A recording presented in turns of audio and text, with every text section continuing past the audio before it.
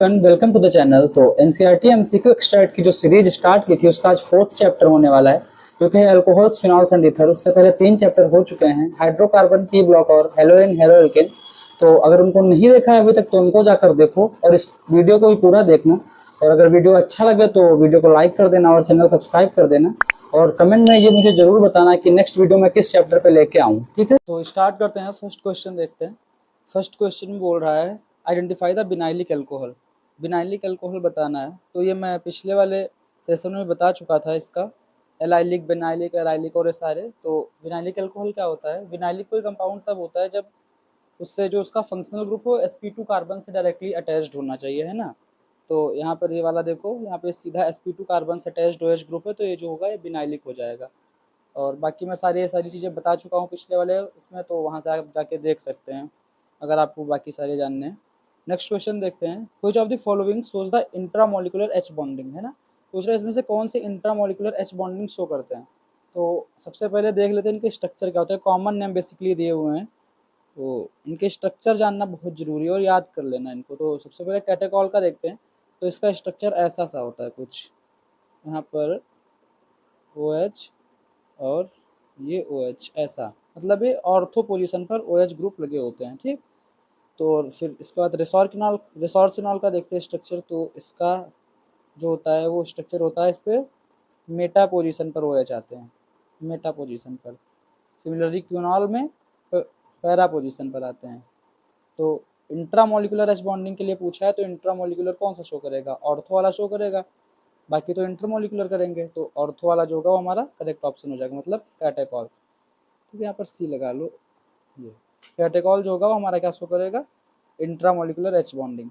So next question देखते हैं। तो नेक्स्ट क्वेश्चन में क्या बोल रहा है? असर्शन रीजन टाइप क्वेश्चन है। थर्ड असर्शन दिया हुआ है the bond angle of the COH, इसके बीच का जो बॉन्ड एंगल है इज मोर देन दिस, इससे ज़्यादा होगा। फिर रीजन क्या था? Lone pair present on the oxygen repels. तो देखो असर्शन देख पढ़ते हैं। तो ये जो एंगल है जनरल टेट्राहेड्रल ज्योमेट्री का एंगल होता है, पर यहाँ पर जब लोन पेयर प्रेजेंट है ऑक्सीजन पर, ये ऑक्सीजन है, एक लोन पेयर यहाँ और एक लोन पेयर यहाँ पे प्रेजेंट है, ठीक है। यहाँ पर C है और यहाँ पर H है। तो ये दोनों लोन पेयर रिपेल करेंगे ना, रिपेल करेंगे तो इन दोनों बॉन्ड, ये दोनों जो बॉन्ड होंगे वो पास पास आएंगे। तो ये वाला जो एंगल होगा वो 109 से कम हो जाएगा। तो ये वाला एंगल क्या होना चाहिए? 109 से कम होना चाहिए। तो ये वाला एंगल यहाँ पे क्या लिखा हुआ है? More than 109 degree and 28 minute. तो ये गलत स्टेटमेंट है, मतलब जो हमारा असर्शन है वो क्या हो जाएगा? गलत हो जाएगा। रीजन देखते थे, lone pair present on the oxygen repels, reason बिल्कुल सही लिखा हुआ है। तो असर्शन और रीजन, असर्शन गलत हो जाएगा और रीजन सही हो जाएगा। तो सी ऑप्शन करेक्ट है। सो फोर्थ क्वेश्चन देखते हैं। फोर्थ क्वेश्चन में क्या बोला है? Which of the following reaction does not lead alcohol formation, मतलब इन रिएक्शन से कौन सी रिएक्शन अल्कोहल नहीं बनाती। तो सबसे पहले हाइड्रोबोरेशन ऑक्सीडेशन ऑफ एल्कीन्स। किसी भी एल्कीन का जब हाइड्रोबोरेशन ऑक्सीडेशन करते हैं, मतलब कैसे? ऐसे C डबल बॉन्ड C है, इसकी रिएक्शन कराते हैं BH3 के होल ट्वाइस से, और इसको फिर H2O2 और NaOH एक्वस की प्रेजेंस में इसका ऑक्सीडेशन कराते हैं। तो हमारे पास जो मिलता है तो वो एंटी मार्कोनिकॉव रूल से अल्कोहल मिलता है, ठीक है। एंटी मार्कोनिकॉव रूल से अल्कोहल हमें मिलता है। फिर नेक्स्ट रिएक्शन क्या है? RC डबल, एक कीटोन है, इसका NaBH4 से क्या कराया गया? ट्रीट कराया गया। तो यहाँ पर रिडक्शन रिएक्शन होती है। ये क्या है? Reducing reagent. ये रिड्यूसिंग रिएजेंट है, रिड्यूसिंग रिएजेंट, ठीक है, रिड्यूसिंग रिएजेंट है। तो ये रिडक्शन कराएगा और कीटोन को रिड्यूस करके किस में कन्वर्ट कर देगा? हमारा अल्कोहल में। तो ये दोनों रिएक्शन हमें अल्कोहल देंगे। नेक्स्ट कौन सी रिएक्शन है? नेक्स्ट है एक कार्बोक्सिलिक एसिड और इसकी LiLH4 से किया गया। ये भी एक रिड्यूसिंग रिएजेंट है, और इससे भी इसको कार्बोक्सिलिक एसिड को रिड्यूस करके अल्कोहल में कन्वर्ट कर देगा, इसको अल्कोहल में कन्वर्ट कर देगा, ठीक है। तो यहाँ भी अल्कोहल ही मिल जाएगा हमें। तो अभी तीनों रिएक्शन में हमें क्या मिल रहा है? Alcohol. And last reduction of the acetone with HI and red P. ये मैंने पहले ही बताया कि HI और रेड पी बहुत खतरनाक सा रिड्यूसिंग रिएजेंट होता है। ये जब किसी भी चीज़ को रिड्यूस करता है तो उसको सीधा एल्केन में पहुंचा देता है। इसको एसीटोन को रिड्यूस करेगा इससे, तो ये सीधा पहुंचा देगा किसमें? एल्केन में, प्रोपेन बना देगा। तो हमारा जो डी ऑप्शन है अल्कोहल नहीं दे रहा है प्रोडक्ट, तो हमारा करेक्ट ऑप्शन ही हो जाएगा। सो नेक्स्ट क्वेश्चन देखते हैं, question number 5th। Mark the correct statement. फिर से इसमें करेक्ट स्टेटमेंट पूछा है।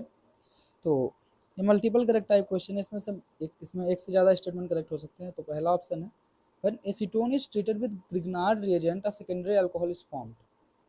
तो देख लेते हैं करके, एसीटोन है हमारे पास, इसको ट्रीट किया गया है ग्रिग्नार्ड रिएजेंट के साथ MgBr। यहाँ पर माइनस चार्ज होगा, ये पार्सली प्लस होता है, इस पे आकर अटैक करेगा, तो ऐसा सा बनेगा हमारे पास O माइनस, और यहाँ पर हमारे पास CH3 जुड़ जाएगा, ठीक है। और इसके बाद H प्लस और H2O के साथ यहाँ पर OH आ जाएगा, तो 1 2 3, इस कार्बन से 3 कार्बन एटम अटैच्ड हैं, तो हमारे पास जो मिला वो क्या मिला, टर्सरी कार्बन मिला। और यहाँ पे क्या बोला, सेकेंडरी अल्कोहल, तो ये वाला स्टेटमेंट क्या हो जाएगा, गलत। नेक्स्ट क्या है, structure of the carbolic acid. पहली बात स्पेलिंग नहीं गलत है, कार्बोलिक एसिड ही लिखा है, और कार्बोलिक एसिड फिनॉल का अल्टरनेट नाम है, ठीक है, तो ये सही लिखा हुआ है, इसको याद कर लेना है, कार्बोलिक एसिड भी बोलते हैं फिनॉल को। नेक्स्ट क्या है, टू कन्वर्ट, ये एक दिया हुआ है, इसको कन्वर्ट करने में to phenol with NaOH high pressure and temperature are required. तो देखो ये हमारे पास क्लोरोबेंजीन है, इसको कन्वर्ट करना है किसमें, फिनॉल में, फिनॉल में with the help of NaOH। NaOH के साथ जब ये रिएक्शन कराते हैं, उसको फिनॉल में कन्वर्ट करते हैं, तो हमें चाहिए होता है 623 केल्विन का टेम्परेचर और 300 ATM प्रेशर। तो टेम्परेचर और प्रेशर बेसिकली बहुत हाई है, तो स्टेटमेंट क्या है, सही लिखा हुआ है, ये दोनों स्टेटमेंट सही हैं, हमें बहुत हाई टेम्परेचर और प्रेशर रिक्वायर्ड होते हैं इसके साथ रिएक्शन कराने के लिए, ठीक है। और लास्ट ऑप्शन क्या है, the carbon oxygen bond length in the phenol is less then in alcohol. Carbon oxygen bond length OH, ये फिनॉल है और ये कोई जनरल अल्कोहल है। अब देखो इसमें कार्बन ऑक्सीजन बॉन्ड लेंथ की बात की गई है, तो यहाँ पर क्या होता है, रेजोनेटिंग स्ट्रक्चर, रेजोनेटिंग स्ट्रक्चर होता है ना, रेजोनेटिंग स्ट्रक्चर होगा तो कार्बन और ऑक्सीजन के बीच का जो बॉन्ड, उसमें डबल बॉन्ड करेक्टर आएगा, और डबल बॉन्ड करेक्टर आने की वजह से जो उसकी बॉन्ड लेंथ हो कम हो जाएगी, है ना। तो अल्कोहल वाली बॉन्ड लेंथ जो होगी वो ज़्यादा होगी एज कम्पेयर टू फिनॉल, तो ये वाला स्टेटमेंट भी सही है। और second, third and fourth statement जो है करेक्ट हो जाएंगे, तो option C is the correct है। सो नेक्स्ट क्वेश्चन देखते हैं, क्वेश्चन नंबर 6। इससे पूछ रहा है, what happened when cumene treated with the O2 and followed by the H plus and H2O। ये बहुत इंपॉर्टेंट रिएक्शन है, क्यूमीन का हाइड मतलब क्यूमीन से बनाते हैं हम क्या, फिनॉल बनाते हैं, प्रिपरेशन ऑफ फिनॉल की रिएक्शन है, बहुत ज़्यादा इंपॉर्टेंट है, कई बार पूछी गई, इवन एडवांस एग्जाम में भी बहुत बार पूछी जाती है। इसको देख लेते हैं, तो क्या होता है, देखो सबसे पहले क्यूमीन का स्ट्रक्चर देख लो। क्यूमीन का स्ट्रक्चर ये होता है, यहाँ पर CH होता है, यहाँ पर एक CH3 और एक CH3, ठीक है, ये क्यूमीन होता है हमारे पास। तो क्या करते हैं, सबसे पहले इसको ऑक्सीजन के साथ इसको रिएक्ट कराते हैं, ऑक्सीजन के साथ रिएक्शन करके ये ऐसा सा बनाता है कंपाउंड, यहाँ पर OH आ जाता है, और ये CH3 और ये CH3 एज इट इज रहते हैं। फिर इसके बाद इसमें डालते हैं पानी, H प्लस और H2O के साथ इसका हो जाता है हाइड्रेशन, और हाइड्रेशन के बाद ये पूरा ग्रुप यहाँ से हट जाता है, ये पूरा ग्रुप यहाँ से हट के अलग चला जाता है, और यहाँ पर हमारे पास क्या मिल जाता है, फिनॉल मिल जाता है। और ये जो ग्रुप जाता है यहाँ से, ये क्या बना लेगा, 1 2 3 कार्बन और ये ऑक्सीजन यहाँ से हाइड्रेट होकर बना लेते हैं एसीटोन, ठीक है। तो हमें फिनॉल मिलेगा और एसीटोन मिलेगा। अब ऑप्शन से एक बार पढ़ लेते हैं, एक बार ऑप्शन चेक कर लेते हैं। तो carbolic acid is form, carbolic acid अभी मैंने बताया फिनॉल का अल्टरनेट नाम है, तो बिल्कुल सही लिखा हुआ है। बी ऑप्शन क्या है, एसीटोन इज फॉर्म, ये भी सही है। Reaction doesn't take place, reaction तो हो ही गई है। Both A and B are correct, तो हमारे जो both A and B are correct हो जाएंगे, ठीक है, हमारा ऑप्शन डी करेक्ट हो जाएगा। Next question number 7, again assertion reason type question आ गया, और सबसे ज़्यादा प्रॉब्लमेटिक तुम्हारे लिए जो होता है वो असर्शन रीजन टाइप क्वेश्चन ही होता है। तो इस क्वेश्चन में देखते हैं क्या बोला है। असर्शन है, the boiling point of the alcohols are greater than those of the ethers, haloalkane, haloarene and the other hydrocarbon having the comparable molecular mass, and then reason क्या दे रखा है, alcohol shows the intermolecular H bonding. तो बोल रहा है जो alcohols होते हैं उनका जो बॉइलिंग पॉइंट होता है वो बाकी कंपेरेबल मॉलिक्यूलर मासेस में, अगर हम हेलोएल्केन, हेलोएरिन, ईथर्स अगर इनके साथ कंपेयर करें तो ज़्यादा आता है। तो ये स्टेटमेंट बिल्कुल सही है, और उसका रीजन भी नीचे ही लिखा हुआ है कि इनके पास क्या होता है, इंटरमॉलिक्यूलर H बॉन्डिंग। देखो ROH, अभी यहाँ पर एक कोई फिर से आएगा ROH, तो क्या करेगा, ये H बॉन्डिंग शो करेगा, ऑक्सीजन इसके साथ जुड़ेगा और बहुत लंबा, मतलब सारे आपस में जुड़ते जाएंगे, OH group H bonding show करेंगे, और क्या हमारे पास मिलेगा, हाइड्रोजन बॉन्डिंग, और हाइड्रोजन बॉन्डिंग की वजह से बॉइलिंग पॉइंट क्या होता है, बढ़ जाता है इसका, ठीक है। तो इसका असर्शन रीजन दोनों सही और एक्सप्लेनेशन भी करेक्ट है एकदम। सो नेक्स्ट क्वेश्चन देखते हैं, again assertion reason type question है। असर्शन क्या है, the higher alcohols are more soluble in water, बोल रहा है हायर अल्कोहल्स, हायर अल्कोहल्स मतलब जो बाद वाले अल्कोहल है जिसमें नंबर ऑफ कार्बन एटम्स बढ़ जाते हैं, कार्बन चेन की लेंथ बढ़ जाती है। तो बोल रहा है are more soluble in water, और रीजन क्या दे रखा है, increasing the length of the carbon chain lead to the more strong H bonding by chelation. अब जिसको लग रहा है कि ये दोनों स्टेटमेंट सही हैं, अब इसमें देखो रीजन का, increase in the length of the carbon chain leads to the more strong H bonding by chelation. जैसे जैसे कार्बन चेन की लेंथ बढ़ती जाएगी है ना, तो हाइड्रोजन बॉन्डिंग होगी तो ज़्यादा बड़ी रिंग बनेगी तो ज़्यादा स्टेबल होगी। जिसको भी ये लग रहा है तो ये गलत है, ये दोनों ही स्टेटमेंट गलत है, ये दोनों ही गलत हैं। देखो जो हायर अल्कोहल्स होते हैं वो पहली बात लेस सोल्यूबल होते हैं पानी में। अब वो ऐसा क्यों होता है, क्योंकि जैसे जैसे नंबर ऑफ कार्बन एटम बढ़ते जाते हैं ना आगे, तो उसकी वजह से कार्बन चेन की लेंथ क्या, कार्बन चेन का नेचर क्या होता है, हाइड्रोफोबिक। हाइड्रोफोबिक होने की वजह से वो पानी से हेट करेगा, तो उसकी सॉल्युबिलिटी पानी के अंदर कम होती जाएगी, है ना। तो increasing the length of the carbon chain lead to more stronger H bonding, ये गलत लिखा हुआ है। इसकी वजह से क्या होगा, हाइड्रोफोबिक नेचर बढ़ेगा और सॉल्युबिलिटी घटती जाएगी। तो यहाँ पर असर्शन और रीजन दोनों ही इनकरेक्ट है, तो हमारा ऑप्शन सी करेक्ट हो जाएगा। ठीक, so next question, question number 9 देखते हैं। क्वेश्चन नंबर 9 में बोल रहा है मार्क द करेक्ट स्टेटमेंट। इसमें भी मल्टीपल करेक्ट स्टेटमेंट होंगे, तो सबसे पहले स्टेटमेंट देखते हैं, alcohols can react as both electrophile and nucleophile. Question mains में आ चुका है, बस ऐसे नहीं आया था, असर्शन रीजन टाइप में आया था। तो देखो बात ये है कि ये जो क्वेश्चन है जरूरी नहीं ऐसे आए, पर इन्हीं जो ये थ्योरी यहाँ पे जो तुम सीख रहे हो इसी से रिलेटेड क्वेश्चन आएंगे। कोई मार्क द करेक्ट वाला कहीं असर्शन रीजन में मिल जाएगा, कुछ कहीं मिल जाएगा, बट यहीं से सवाल तुम्हें बहुत सारे देखने को मिलेंगे। तो जैसे क्वेश्चन पहले भी मेंस में आया है और असर्शन रीजन था वहाँ पे, तो पहला स्टेटमेंट का alcohol can react as both electrophile and nucleophile, तो ये स्टेटमेंट बिल्कुल सही है। अल्कोहल्स जो होते हैं इलेक्ट्रोफाइल और न्यूक्लियोफाइल दोनों की तरह ही एक्ट कर सकते हैं। और नेक्स्ट स्टेटमेंट क्या है, alcohol react with the metal to produce H2 gas and phenols also do the same, तो ये सही स्टेटमेंट है।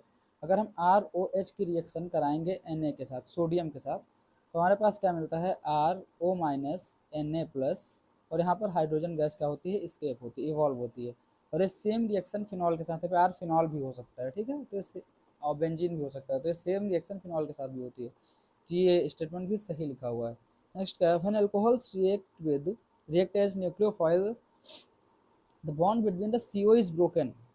क्या बोल रहा है कि जब अल्कोहल न्यूक्लियोफाइल की तरह रिएक्ट करते हैं तो C और O के बीच, मतलब कार्बन और ऑक्सीजन के बीच का बॉन्ड ब्रेक होता है। स्टेटमेंट गलत है।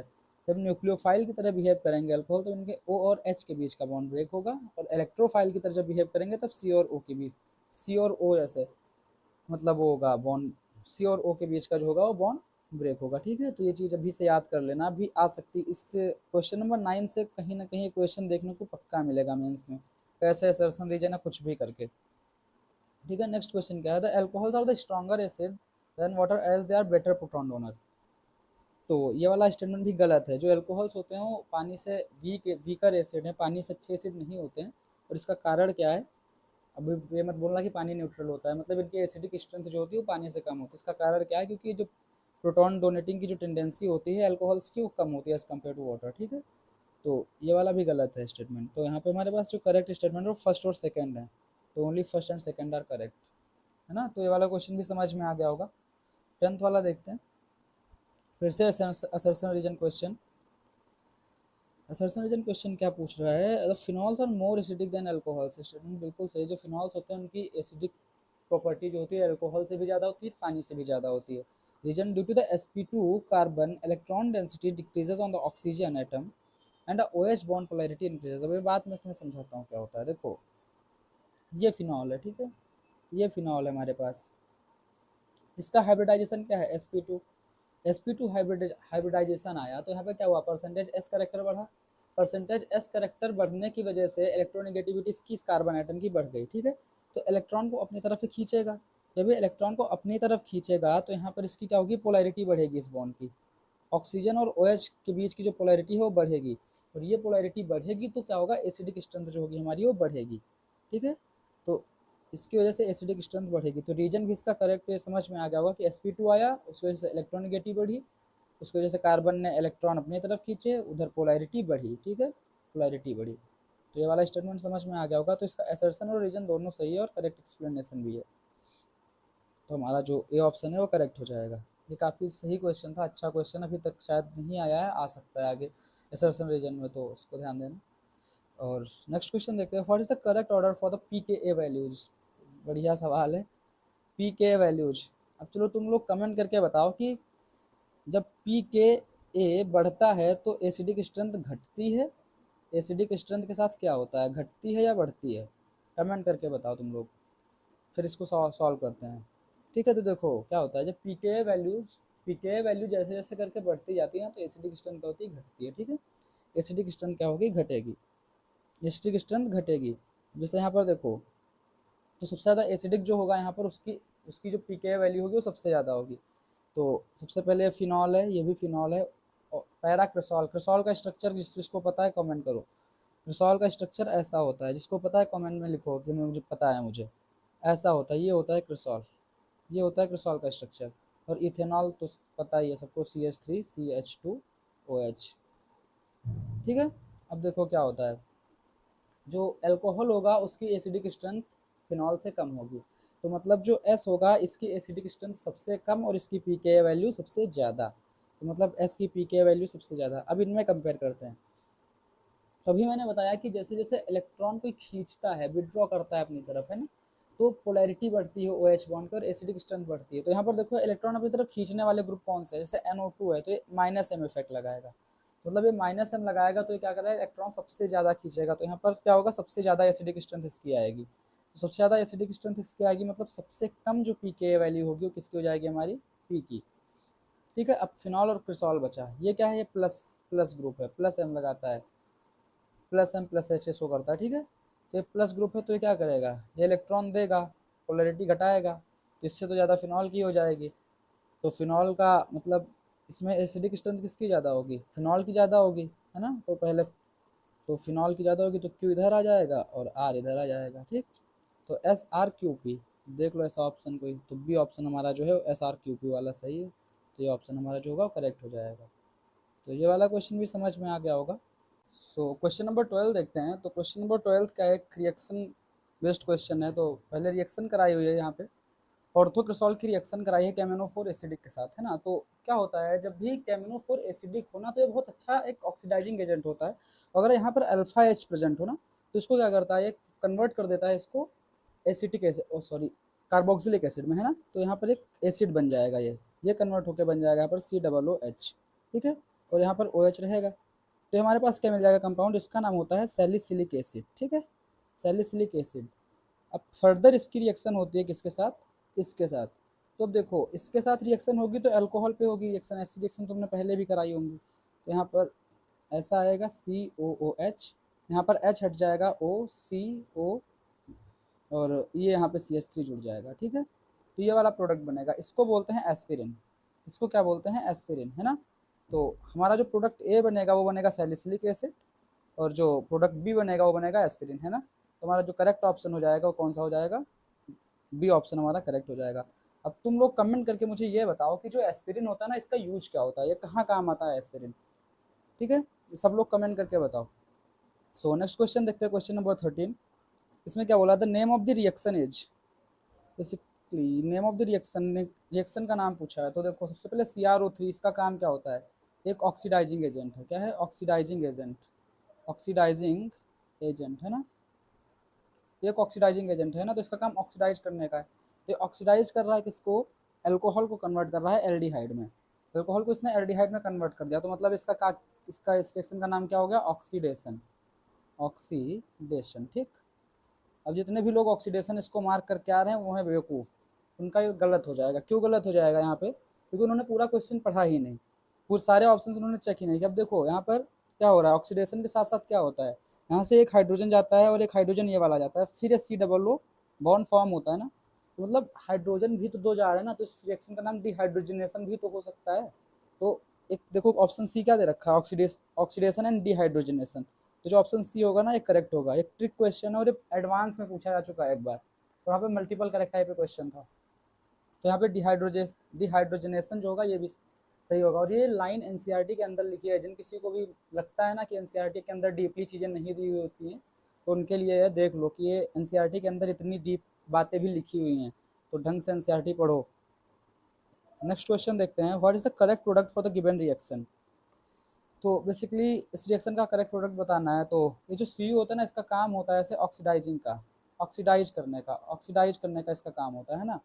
पर यहाँ पर देखो, यहाँ पर क्या है, टर्सरी अल्कोहल है। टर्सरी अल्कोहल को तो ऑक्सीडाइज तो कर नहीं कर सकता है, तो यहाँ पे प्रोडक्ट जो बनता है हमारे पास, तो ऐसा प्रोडक्ट बन जाता है CH, और यहाँ पर CH3, और यहाँ भी CH3 है ना। तो ये प्रोडक्ट हमें मिल जाता है यहाँ पर। तो इसका जो करेक्ट ऑप्शन हमारे पास आ जाएगा वो आ जाएगा एल्कीन बिल फॉर्म, तुम्हारा एल्कीन बनेगा, है ना। तो एल्कीन बनेगा, प्रोडक्ट देख लेगा फिर से, CH2 डबल बॉन्ड C, और यहाँ पर CH3, और यहाँ भी CH3, ठीक है। तो ये भी हो गया। नेक्स्ट क्वेश्चन देखते हैं, question number 15। Again assertion reason type question, बहुत सारे असर्शन रीजन है इसमें, इस पूरी सीरीज में ही असर्शन रीजन बहुत सारे हैं, क्योंकि ये सबसे ज़्यादा प्रॉब्लमेटिक पार्ट है। तो असर्शन रीजन इसमें क्या पूछ रहा है, in the given reaction the product A and B can be separated by steam distillation. पहले प्रोडक्ट ए और बी जान लेते हैं, क्या रिएक्शन हमारे पास दी हुई है, प्रोडक्ट ए और प्रोडक्ट बी बनाते हैं। तो देखो डाइल्यूट HNO3 के साथ रिएक्शन कराई है, तो इलेक्ट्रोफिलिक सब्स्टिट्यूशन रिएक्शन होगी यहाँ पर, और यहाँ पर ये हमारे पास बन जाएगा यहाँ पर OH और NO2, और सिमिलरली यहाँ पर भी एक ऑर्थो बनेगा, एक पैरा बन जाएगा, वो ए और ये बी बन जाएगा, ठीक है।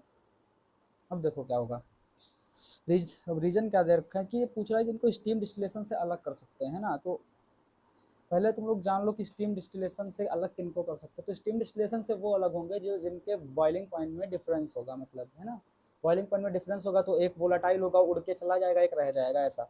तो रीजन पढ़ते हैं, A is steam volatile due to the intramolecular responding where is B is less volatile. अब देखो ए वाला जो है ऑर्थो डेरिवेटिव है, ऑर्थो के अंदर क्या होता है, इंट्रामोलिकुलर रेस्पॉन्डिंग होती है। ऑर्थो के अंदर इंट्रामोलिकुलर रेस्पॉन्डिंग होगी ना, तो एक ही मॉलिक्यूल के अंदर रेस्पॉन्डिंग होगी, ठीक। और सेकंड जो पैरा वाला है उसके अंदर क्या होगा, इंटरमोलिकुलर रेस्पॉन्डिंग, मतलब बहुत सारे मॉलिक्यूल आपस में जुड़ते जाएंगे और काफ़ी सारे मॉलिक्यूल जुड़ेंगे। तो अब तुम बताओ कि बहुत सारे मॉलिक्यूल जुड़ेंगे तब ज़्यादा बॉइलिंग पॉइंट होगा या सिंगल का। तो ऑब्वियसली जब बहुत सारे जुड़ेंगे तब बॉइलिंग पॉइंट क्या होगा, उसका ज़्यादा हो जाएगा बॉइलिंग पॉइंट। तो जो पैरा वाला है इसका बॉइलिंग पॉइंट ज़्यादा होगा और इसका कम होगा, तो इसकी वजह से स्टीम वोलाटाइल हो जाएगा जो ए वाला प्रोडक्ट है, और इसको हम स्टीम डिस्टिलेशन से अलग कर सकते हैं। तो असर्शन और रीजन इसके दोनों ही करेक्ट हैं, और हमारा जो 15 का ऑप्शन है वो करेक्ट हो जाएगा, ठीक है। एक्सप्लेनेशन भी ऑफ कोर्स सही है। सो नेक्स्ट क्वेश्चन देखते हैं, क्वेश्चन नंबर 16। इसमें बोला है which of the following reaction is not correct, कौन सी रिएक्शन सही नहीं है ना। तो पहली रिएक्शन देखो, कॉन्सेंट्रेटेड HNO3 के साथ रिएक्शन होती है, तो यही बनता है ये। इसका नाम भी याद कर लो तुम लोग, कॉमन नेम इसका होता है पिक्रिक एसिड। अब से याद कर लेना, इसका कॉमन नेम पिक्रिक एसिड है ना, और यही प्रोडक्ट हमें मिलता है इस रिएक्शन में। और नेक्स्ट रिएक्शन है Br2CH2 के साथ रिएक्शन कराइए तो भी यही प्रोडक्ट मिलता है, ये भी रिएक्शन सही है।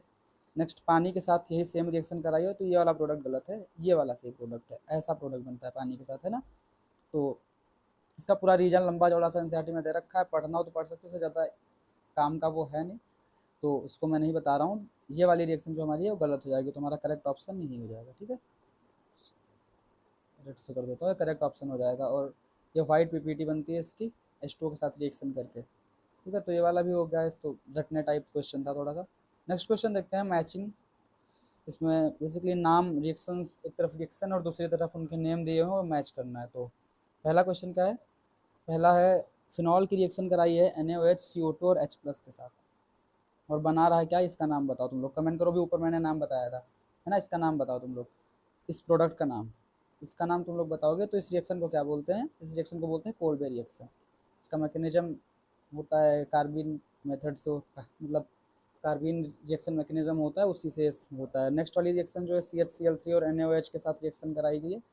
इसमें देखो क्या हो रहा है, सैलिसिल्डिहाइड बन रहा है ना, सैलिसिल्डिहाइड का स्ट्रक्चर मैं बता देता हूँ, ऐसा होता है ये, यहाँ पर OH और यहाँ पर CHO, ये होता है सैलिसिल्डिहाइड, ठीक है। तो ये बन रहा है, और इस रिएक्शन का नाम क्या होता है, रायमर-टाइमन रिएक्शन। रायमर-टाइमन रिएक्शन, इसका सही प्रोनाउंसिएशन देख लेना क्या होता है, होता है वन, ठीक है। रायमर-टाइमन रिएक्शन बनेगा, ये कोल्बे हो गई, रायमर-टाइमन। नेक्स्ट देखो बेंजोक्विनोन बन रहा है, ये क्या, कौन सी रिएक्शन है, ऑक्सीडेशन रिएक्शन है। इस ये देखो ऑक्सीडाइजिंग एजेंट है ना, Na2Cr2O4, तो फिनॉल को ऑक्सीडाइज करके बना देता है बेंजोक्विनोन। बेंजोक्विनोन का स्ट्रक्चर जिसको पता है कमेंट करो कि हाँ पता है, मैं बताता हूँ, ये होता है स्ट्रक्चर बेंजोक्विनोन का, ऐसा, यहाँ पर ऑक्सीजन, यहाँ पर ऑक्सीजन, ये होता है बेंजोक्विनोन तुम्हारा, ठीक है। और ये क्या बनता है, ऑक्सीडेशन होता है फिनॉल का, तब ये बनता है। समझ लो ड्रास्टिकली ऑक्सीडाइज हो गया फिनॉल, यहाँ पर ये बनता है बेंजोक्विनोन, ठीक है। तो ये कौन सी रिएक्शन हो जाएगी, ऑक्सीडेशन रिएक्शन, तो इसका 2 हो गया। और फिर एक्स एल्कोहल, और colour changes yellow to red.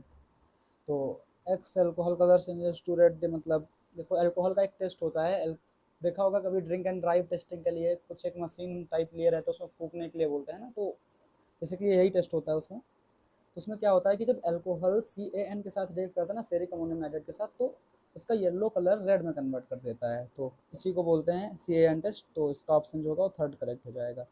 ये एनसीईआरटी में नहीं है पर मैंने इसको ऐड कर दिया, थोड़ा सा इंपॉर्टेंट था। तो देख लेते हैं ऑप्शन कौन सा सही होगा इसका। फर्स्ट का 4123 हो जाएगा, 4123, तो option C is the correct है ना। नेक्स्ट क्वेश्चन देखते हैं, क्वेश्चन नंबर 18। तो इसमें क्या बोला, which of the following reaction does not yield ether as the product. कौन सी reaction ether as the product नहीं देगी, है ना, ईथर कौन सी रिएक्शन प्रोडक्ट नहीं देगी। तो देखो विलियमसन सिंथेसिस बनी है ईथर बनाने के लिए, इसका रिएक्शन जो होता है वो ईथर के लिए होता है। रिएक्शन ऐसा होता है कि ऐसा टाइप कुछ है हमारे पास एक, ठीक है, Na+ और यहाँ पर RCl के साथ रिएक्शन करा दिए इसकी, तो यहाँ पर SN2 मैकेनिज्म के थ्रू रिएक्शन होती है। ये लोन पेयर इसका यहाँ पर अटैक करता है, ये Cl बाहर चला जाता है और हमारे पास क्या बन जाता है, OR, है ना, ये बन जाता है। अब एक चीज़ देखो, अगर ये Cl बाहर ही ना जाए तो रिएक्शन नहीं हो पाएगी, है ना, और अगर ये अटैक ही ना कर पाए तो रिएक्शन नहीं हो पाएगी। इन चीज़ों पर बहुत सारे क्वेश्चन आते हैं और ये इंटीजर टाइप में आता है कि how many ethers can not be formed using Williamson synthesis और ऐसे करके, ठीक है। तो ये चीज़ ध्यान रखना। अब जैसे पहला तो ऑप्शन सही है, मतलब इससे तो बन सकता है ईथर, पूछा डज नॉट यील्ड, है ना। अब ये वाली रिएक्शन देखते हैं। अब देखो ऐसी एक रिएक्शन तुमने देखी होगी, डिहाइड्रेशन की रिएक्शन होती है H2SO4 का यूज करके, पर वहाँ टेम्परेचर अलग होता है। यहाँ टेम्परेचर 413 केल्विन और वहाँ पे 443 केल्विन होती है, तो ये चीज़ याद कर लो। जब 413 केल्विन टेम्परेचर हो H2SO4 के साथ, तो हमारे पास जो प्रोडक्ट बनता है ना, वो डाइथाइल ईथर बनता है। तो ये बहुत ज़्यादा इंपॉर्टेंट है कि ये वाली जो रिएक्शन, इन दोनों में डिफरेंस पता होना चाहिए। 443 केल्विन और 413 केल्विन, तो 4 कम टेम्परेचर पे हमारे पास डाइथाइल ईथर बनेगा और वहाँ इथीन बनेगा, ठीक है। तो ये भी हमें ईथर दे देगी रिएक्शन। सी देखते हैं। अब देखो मैंने अभी विलियमसन में ही बताया था, तो सी में अब देखो ये क्या करेगा, इस पर अटैक करेगा, तो क्या Cl छोड़ के जाएगा, नहीं जाएगा। क्यों, क्योंकि देखो यहाँ पे रेजोनेंस कर रहा है ना, इसका लोन पेयर इसके साथ रेजोनेंस कर रहा है बेंजीन के साथ, तो Cl नहीं जा सकता छोड़ के। अगर Cl छोड़ के ही नहीं जाएगा तो रिएक्शन आगे होगी नहीं, तो मतलब ईथर नहीं बनेगा। तो हमारा जो करेक्ट ऑप्शन है ये हो जाएगा। बोथ बी एंड से तुम्हें कंफ्यूज करने के लिए दिया हुआ है कि तुम यहाँ पे इथीन बना दो और गलत हो जाए तुम्हारा। सो नेक्स्ट क्वेश्चन देखते हैं। जिसने भाई बोथ बी एंड सी देख के कंफ्यूज हुए हो सकते हो, मतलब हुए होगे, तो क्योंकि यहाँ पे इथीन बनता है और थोड़ा सा टेम्परेचर का वेरिएशन है बस। नेक्स्ट क्वेश्चन क्या है, certain ethers are not soluble in water as alcohols. बोल रहा है कि जो ईथर्स होते हैं वो पानी में वैसे सॉल्युबल नहीं होते जैसे अल्कोहल हो जाते हैं। ने और रीजन क्या देखा था, don't show H bonding like alcohol with water. तो ये दोनों बातें गलत हैं। ईथर क्यों नहीं करेगा भाई पानी के साथ एच बॉन्डिंग। देखो तुम्हारे पास RO R' ऐसा कुछ है ईथर, यहाँ पर तुम्हारे पास पानी है, ये रहा पानी, ये हो गया एच बॉन्डिंग। ऐसे क्यों नहीं करेगा, कर सकता ना एच बॉन्डिंग। एच बॉन्डिंग करेगा तो सॉल्युबल भी होगा, बिल्कुल सॉल्युबल होगा। तो दोनों बातें गलत है भाई, सॉल्युबल भी होते हैं अल्कोहल जैसे ही, लगभग सिमिलर सी सॉल्युबिलिटी होती है अल्कोहल और ईथर्स की पानी के अंदर, और एच बॉन्डिंग भी शो करते हैं, है ना। तो हमारा जो करेक्ट ऑप्शन हो जाएगा वो असर्शन और रीजन दोनों ही गलत हैं। तो ए भी गलत और आर भी गलत। सो सेकंड लास्ट क्वेश्चन पे पहुंच चुके हैं, क्वेश्चन नंबर 20 देखते हैं। तो क्वेश्चन नंबर 20 में क्या है, सिमिलर एक रिएक्शन कराई गई है RO R और HX, है ना। तो ऐसी रिएक्शन में कभी भी ध्यान रखो, तो इसमें क्लीवेज होता है, या तो यहाँ से क्लीवेज होता है या तो यहाँ से क्लीवेज होगा। इन दोनों से कोई एक जगह पर क्लीवेज होगा। अब जो फेवरेबल क्लीवेज होगा वो हो जाएगा। अब देखो यहाँ पर तो हो सकता है RX हो जाएगा प्लस ROH बन जाएगा, यहाँ पर तो कोई वो है नहीं सीन। तो is a very fast reaction. तो ये मैं बता दूँ ये बहुत स्लो रिएक्शन होती है, बहुत ज़्यादा ही स्लो रिएक्शन होती है। इवन तुम्हें HX का बहुत सारा अमाउंट इधर डालना पड़ता है तब ये रिएक्शन देखने को मिलती है ना। तो ये वाला स्टेटमेंट की बहुत ज़्यादा फास्ट रिएक्शन होगी, ये गलत है। तो ये वाला स्टेटमेंट गलत है, हमें करेक्ट स्टेटमेंट मार्क करना है। तो पहला तो गलत हो गया स्टेटमेंट। सेकंड वाला पढ़ते हैं। ये वाली रिएक्शन कराई गई, देखो वैसा ही है ऊपर जैसी OR, इसकी रिएक्शन कराई है HX के साथ। अभी बताओ, हमने बताया कि कहीं से भी क्लीवेज हो सकता है ना। तो अब ये बताओ कौन सा क्लीवेज यहाँ पे फेवरेबल होगा, क्या ये क्लीवेज होगा, ये नहीं होगा। क्यों, क्योंकि यहाँ पे अगेन एक लोन पेयर है और एक बेंजीन के साथ क्या कर रहा है, रेजोनेंस कर रहा है, तो क्लीवेज नहीं पॉसिबल है। मतलब ये वाला क्लीवेज होगा।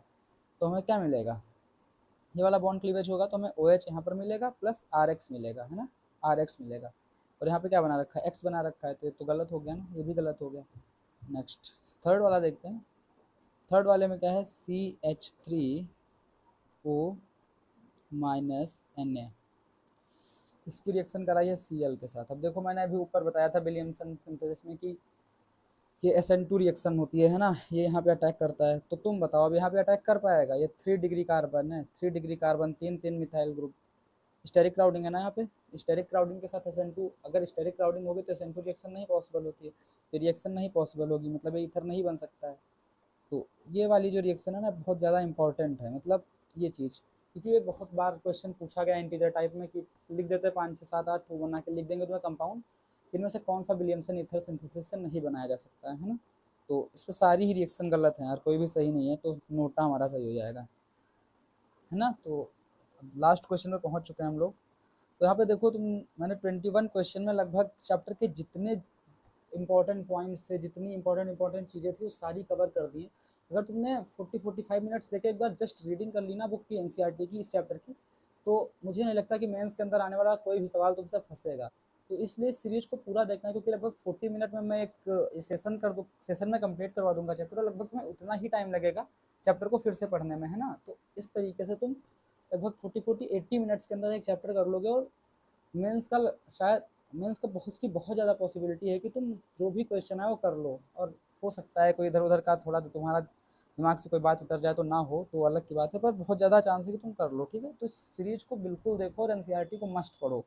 जैसे मैंने आज एक चैप्टर बना दिया ना, तो कोशिश करो वीडियो देखने के बाद एनसीईआरटी को एक बार जरूर रीड करो।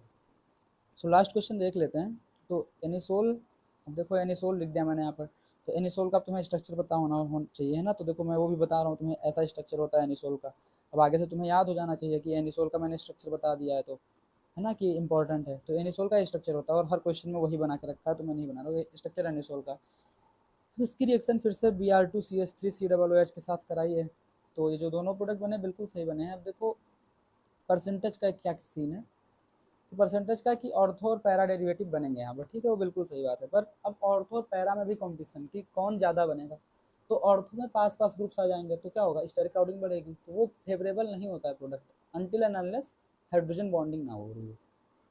तो क्योंकि ऑर्थो पे कभी कभी क्या होती है, इंट्रामोलिकुलर हाइड्रोजन बॉन्डिंग ना, तो स्टेबल कर देता है, चिलेशन हो जाता है वहाँ पर, तो उससे जो प्रोडक्ट होता है वो स्टेबल होता है, फिर वो मेजर हो जाएगा।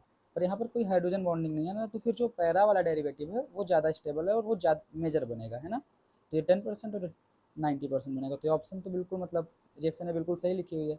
और सेकंड वन देखते हैं बी ऑप्शन में क्या है। इसमें H2SO4HNO3 फिर से इलेक्ट्रोफिलिक सब्स्टिट्यूशन रिएक्शन कराई हुई है।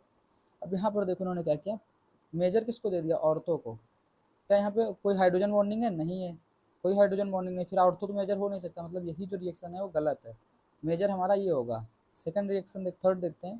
थर्ड में देखो माइनर दिया ऑर्थो को, तो मतलब ये सही है।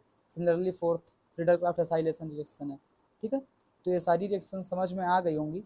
तो ये क्यों गलत है स्टेटमेंट, ये भी रिएक्शन क्यों गलत है भी समझ में आ गया। कोई बहुत बड़ी गलती नहीं है, प्रोडक्ट सब सही बने, बस मेजर और माइनर की गलती है ना। तो ऐसे भी क्वेश्चन थोड़े से सिली मिस्टेक, मतलब थोड़ी सी गलती करके पूछे जा सकते हैं, तो इनका ध्यान रखना। और इस चीज़ का भी बहुत ध्यान रखना, कभी कभी ये भी बहुत गलत होता है, is not is correct, is not correct.